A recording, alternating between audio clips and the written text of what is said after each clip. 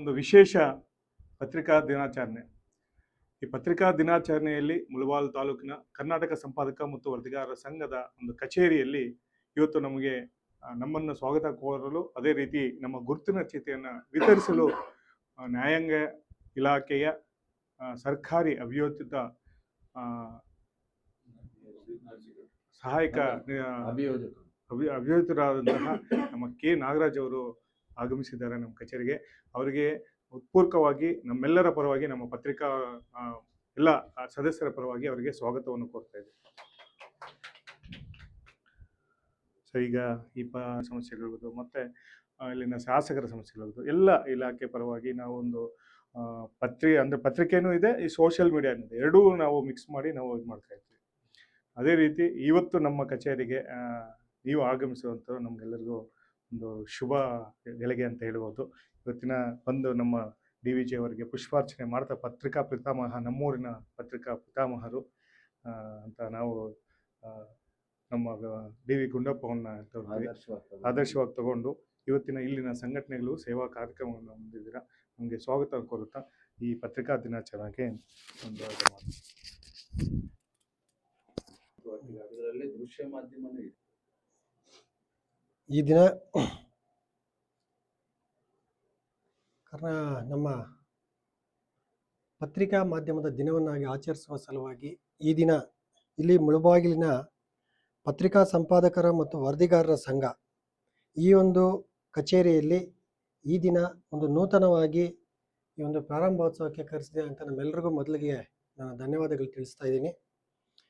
ಈ ಒಂದು ಕೋಲಾರ ಜಿಲ್ಲೆ ಮುಳಬಾಗಿಲು ತಾಲೂಕು ಮೊಟ್ಟ ಮೊದಲ ಬಾರಿಗೆ ನಮ್ಮ DV ಗುಂಡಪ್ಪ ಅವರು, ಏನು ಮಂಕುತಿಮ್ಮನ ಕಗ್ಗ ಎಂದೇ ಪ್ರಸಿದ್ಧಿಯಾದಂಥ ಇವರು ಮೊದಲಿಗೆ ಈ ಒಂದು ಪತ್ರಿಕಾವನ್ನು ಪ್ರಾರಂಭ ಮಾಡಿದಂಥವರು. ಅವರೊಂದು ಆದರ್ಶದಲ್ಲಿ ಈ ದಿನ ಇಲ್ಲಿ ನೆರೆದಿರುವಂಥ ತಾವೆಲ್ಲರೂ ಸಹ ಒಂದು ನಿಷ್ಪಕ್ಷಪಾತ, ಯಥಾರ್ಥತೆ ಹಾಗೂ ಸತ್ಯವಾದಂತಹ ಒಂದು ಸುದ್ದಿಗಳನ್ನು ಹರಡುವಂಥ ಜವಾಬ್ದಾರಿ ಎಲ್ಲರ ಮೇಲೆ ಇದೆ ಅಂತ ನಾನು ಈ ಸಮಯಕ್ಕೆ ಹೇಳಕ್ಕೆ ಇಷ್ಟಪಡ್ತೀನಿ.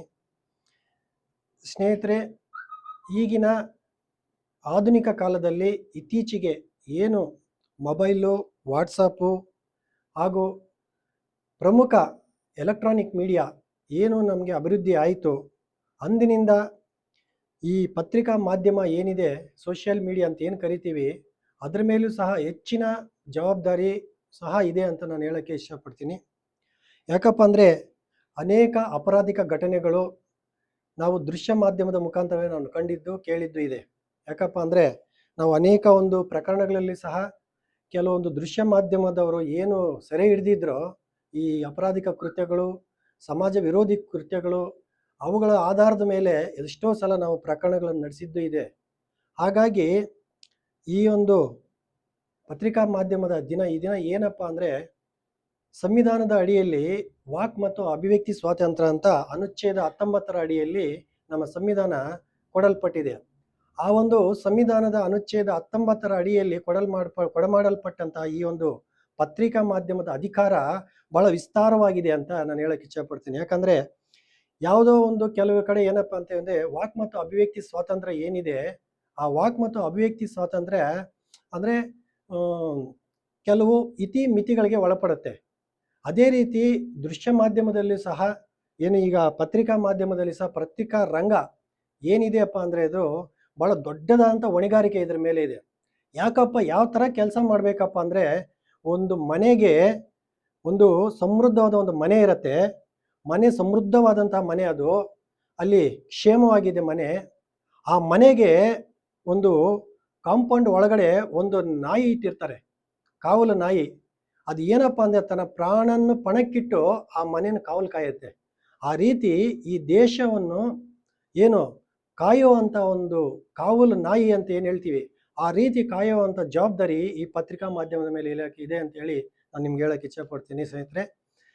ಅದೇ ರೀತಿ ಈ ದಿನ ಏನು ತಾವು ಈ ದಿನ ಏನು ಪ್ರಾರಂಭ ಮಾಡಿದ್ದೀರಾ, ಇದು ಮುಂದಿನ ದಿನಗಳಲ್ಲಿ ಹೆಚ್ಚು ಅಭಿವೃದ್ಧಿ ಆಗಲಿ, ನೈಜವಾದ ವರದಿಗಳನ್ನು ನೀಡಲಿ, ಬಡವರ, ಶೋಷಿತರ, ದಲಿತರ, ಸಮಾಜದಲ್ಲಿ ಕಡೆಗಣಿಸಲ್ಪಟ್ಟ ವ್ಯಕ್ತಿಗಳ ಅವರ ಏನು ಸಮಸ್ಯೆಗಳಿದೆ ಅದನ್ನು ಸಮಾಜದ ಮುಖ್ಯವಾಹಿನಿಗೆ ತಂದು ಸಮಾಜದ ಮುಖ್ಯವಾಹಿನಿಯಲ್ಲಿ ಅವರನ್ನು ಸಹ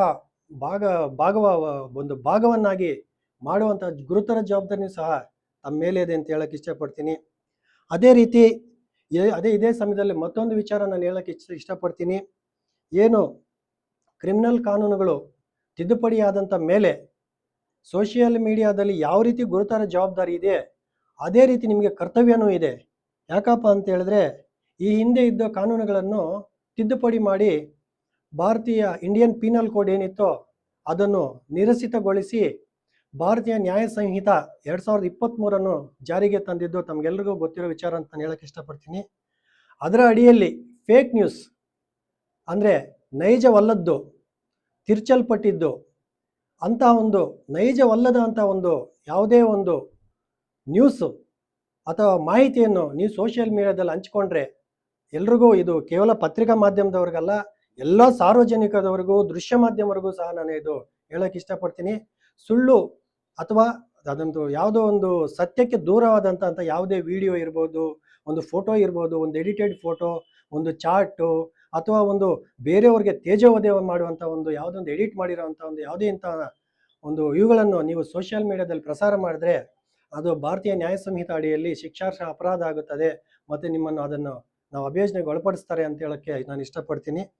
ಈ ಒಂದು ಸಮಯದಲ್ಲಿ ಈ ಒಂದು ಏನು ಈ ಪತ್ರಿಕಾ ಮಾಧ್ಯಮ ಅಂತ ತಾವು ಏನು ಇದನ್ನು ಮಾಡ್ಕೊಂಡಿದ್ದೀರೋ ಈ ಪತ್ರಿಕಾ ಮಾಧ್ಯಮದ ಈ ಮುಳಬಾಗಿಲು ತಾಲೂಕಿನಲ್ಲಿ ತಾವು ಸಹ ಒಬ್ಬ ಜವಾಬ್ದಾರಿಯುತ ಪ್ರಜೆಗಳಾಗಿ ಜವಾಬ್ದಾರಿಯುತ ಪತ್ರಕರ್ತರಾಗಿ ನಿಮ್ಮ ಜವಾಬ್ದಾರಿಯನ್ನು ನಿಭಾಯಿಸಿ ಸಮಾಜಕ್ಕೆ, ಸಾರ್ವಜನಿಕರಿಗೆ, ಎಲ್ಲ ಅಧಿಕಾರಿ ವೃಂದದವರಿಗೆ ಎಲ್ಲರಿಗೂ ಸಹ ಒಳ್ಳೆಯದನ್ನು ಮಾಡಲಿ ಅಂತ ಹೇಳೋದು ಬಯಸ್ತಾ ನನಗೆ ಕರೆದು ಇಲ್ಲೊಂದು ಇದೊಂದು ಅವಕಾಶ ಮಾಡಿಕೊಟ್ಟಿದ್ದಕ್ಕೆ ತಮಗೆಲ್ರಿಗೂ ಅನಿಸ್ತಾ ನಾನು ಮಾತನ್ನು ಮುಗಿಸ್ತೀನಿ. ಜೈ ಹಿಂದ್, ಜೈ ಕರ್ನಾಟಕ.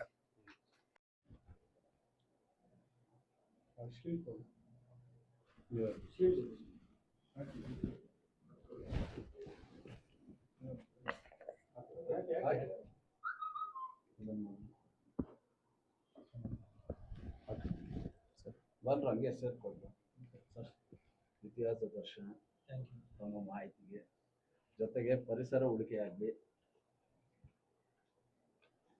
ಸಿಹಿಯಾದ ಅನಿಸಿಕೆಗಳನ್ನು ಹಂಚ್ಕೊಂಡಿದ್ದೀವಿ.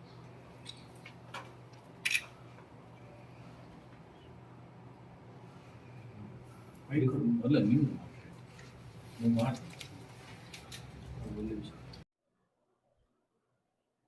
ಈ ಭಾರತ ಮಾತೆಯನ್ನ ಹಾಗೂ ಕನ್ನಡತಿ ಭುವನೇಶ್ವರಿಯನ್ನ ಮನದಲ್ಲೇ ಆರಾಧಿಸುತ್ತಾ ಈ ದಿನ ಪತ್ರಿಕಾ ರಂಗದ ಒಂದು ದಿನಾಚರಣೆ ಮಾಡ್ತಾ ಇದ್ದೇವೆ. ಪತ್ರಿಕಾ ದಿನಾಚರಣೆ ಅಂದರೆ ನಮಗೆ ಸುಮಾರು ಜನಗಳು ಇದನ್ನು ಆದರ್ಶಗಳು ಕೊಟ್ಟಿದ್ದಾರೆ.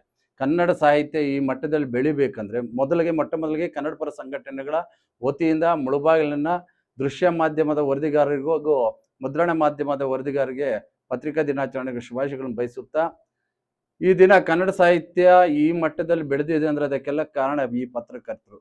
ಅವರ ಚಿಂತನೆಗಳನ್ನು ಏನು ಪತ್ರಿಕೆಗಳಲ್ಲಿ ಬರೀತಾ ಇದ್ರು ಆಗ ಓದುಗರ ಸಂಖ್ಯೆ ಹೆಚ್ಚಾಗಿತ್ತು. ಅದೇ ರೀತಿ ಪ್ರತಿಯೊಬ್ಬ ವ್ಯಕ್ತಿ ಹಿಂದುಗಡೆನೂ ಪತ್ರಿಕಾ ರಂಗ ಅನ್ನೋದು, ಪತ್ರಿಕಾ ವರದಿಗಾರಿಕೆ ಅನ್ನೋದನ್ನ ಪ್ರೇರಣೆ ಕೊಟ್ಟಿದೆ. ಉದಾಹರಣೆಗೆ ನಮ್ಮ ಡಿ ವಿ ಗುಂಡಪ್ಪನವರಾಗ್ಲಿ, ಬೀಚಿ ಅವರಾಗ್ಲಿ, ಸುಮಾರು ಹೆಸರಾಂತ ಕವಿಗಳು ತಮ್ಮ ಹಿನ್ನೆಲೆಯನ್ನ, ಸತ್ಯ ಅಂಶಗಳನ್ನ ಮತ್ತೆ ಆ ಒಂದು ಪ್ರಕೃತಿಯನ್ನ ಆರಾಧಿಸುವ ನಿಟ್ಟಿನಲ್ಲಿ ಬರ್ದಿರ್ತಕ್ಕಂಥ ಎಲ್ಲ ಲೇಖನಗಳು ಈ ಪತ್ರಿಕೆಗಳಲ್ಲಿ ಮುದ್ರಣ ಆಗ್ತಾ ಇತ್ತು. ಅದರಿಂದ ಸುಮಾರು ಜನ ಪ್ರೇರಣೆಗೊಂಡಿದ್ದಾರೆ. ಇದೇ ಪ್ರೇರಣೆ ಇನ್ನೂ ಮುಂದುವರಿಲಿ. ಆದರೆ ಸಾಮಾಜಿಕ ಬದ್ಧತೆ ಉಳ್ಳಂಥ ಅದು ವಿಚಾರಧಾರೆಗಳನ್ನೇ ಎಲ್ಲ ಪತ್ರಿಕೆಗಳು ವರದಿಗಾರಿಕೆ ಮಾಡಲಿ, ದೃಶ್ಯ ಮಾಧ್ಯಮಗಳು ಮಾಡಲಿ. ಸಾಮಾಜಿಕ ಹೊಣೆಯನ್ನು ನಾವು ಸಹ ಒತ್ಕೊಳ್ಬೇಕಾಗಿರುವಂಥ ಅನಿವಾರ್ಯ ಪರಿಸ್ಥಿತಿಯಲ್ಲಿ ನಾವು ಇವತ್ತಿದ್ದೀವಿ.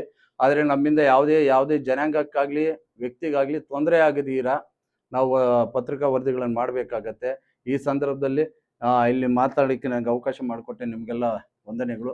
ಜೈ ಹಿಂದ್, ಜೈ ಕರ್ನಾಟಕ. ಸುಳ್ಳು ಸುದ್ದಿ ಹೋದ್ರೆ ಈಗಿನ ಸಮಾಜ ಸಾರ್ವಜನಿಕರಲ್ಲಿ ಯಾವ ರೀತಿ ಇರುತ್ತೆ, ಅದಕ್ಕೆ ನೈಜ ಸುದ್ದಿಗಳನ್ನ ಅದೇ ರೀತಿ ನಾವು ಮಾಡಬೇಕು ಅಂತ ನಮಗೆ ನಿಜವಾಗಿ ಒಂದು ಮಾರ್ಗದರ್ಶನ ನೀಡಿದಂತಹ ನಮ್ಮ ಕೆ ನಾಗರಾಜ್ ಅವರಿಗೆ ನಾವು ಇದನ್ನ ಹೇಳ್ತೀವಿ, ಧನ್ಯವಾದಗಳನ್ನ ತಿಳಿಸ್ತೀವಿ. ಅದೇ ರೀತಿ ಈಗ ಏನು ನಮ್ಮ ಕರ್ನಾಟಕ ಸಂಪಾದಕ ಮತ್ತು ವರದಿಗಾರರ ಸಂಘದ ಒಂದು ಗುರುತಿನ ಚೀಟಿ ಅಂದರೆ 2026 ಗುರುತಿನ ಚೀಟಿಯನ್ನೇ ಅವರ ಒಂದು ಅಮೃತ ಹಸ್ತದಿಂದ ಎಲ್ಲರಿಗೂ ನೀಡಬೇಕಂತ ಇತ್ತು. ಈಗ ನಮ್ಮ ಗೌರವಾಧ್ಯಕ್ಷರಾದಂತಹ ನಮ್ಮ ಕೇಸರಿ ಶಂಕರ್ ಕೇಸರಿ ಈ ಸಂಘದ ಅಧ್ಯಕ್ಷರು. ಚಲಪತಿ ಹಾಂ ಸರ್, ಧನ್ಯವಾದ ಸರ್. ಸಂಘದ ಪ್ರಧಾನ ಕಾರ್ಯದರ್ಶಿಗಳಂತ Zulfikar.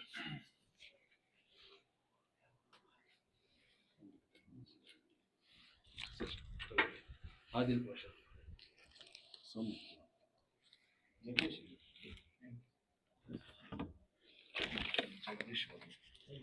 Jagadish,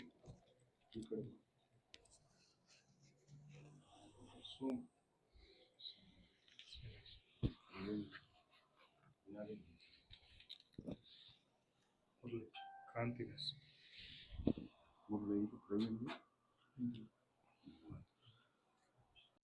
thank you sir. ಒಂದು ಫೋಟೋ ಸರ್.